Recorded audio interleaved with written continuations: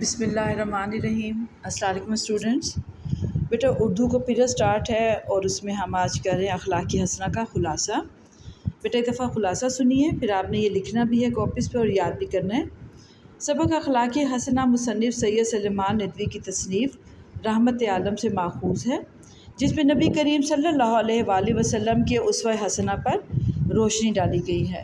ام المومنین حضرت عائشہ رضی اللہ عنہا سے حضور انور کے اخلاق کے بارے میں پوچھا گیا۔ ام المومنین مومنین کی ماں، انہوں نے فرمایا جو کچھ قرآن مجید میں ہے وہ حضور صلی اللہ علیہ وآلہ وسلم کے اخلاق تھے۔ آپ صلی اللہ علیہ وآلہ وسلم کی ساری زندگی قرآن مجید کی عملی تفسیر تھی۔ حضور صلی اللہ علیہ وآلہ وسلم نہایت مہربان، رحم دل اور داد و دہش والے تھے۔ داد و دہش والے بیٹا سخی، سخاوت والے، شان و شوکت والے، سائلوں کی ہر صورت مدد فرماتے، خود بھوکے رہ کے دوسروں کو کھلاتے۔ ایک مرتبہ ایک صحابی رضی اللہ عنہ کو ولیمے کے لیے آٹے کی ٹوکری دی، حالانکہ گھر میں اس کے علاوہ کچھ نہ تھا۔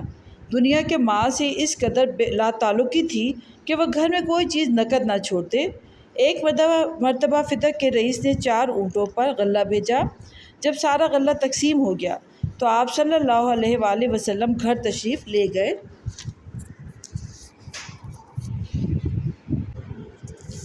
حضور صلی اللہ علیہ وآلہ وسلم بڑے مہمان نواز تھے، مہمانوں کی خاطر و خدمت کرتے، راتوں کو اٹھ کر ان کی دیکھ بھال کرتے، گھر کے کام کاج میں ازواج مطہرات کا ہاتھ بٹاتے۔ ازواج مطہرات پاک بیویاں۔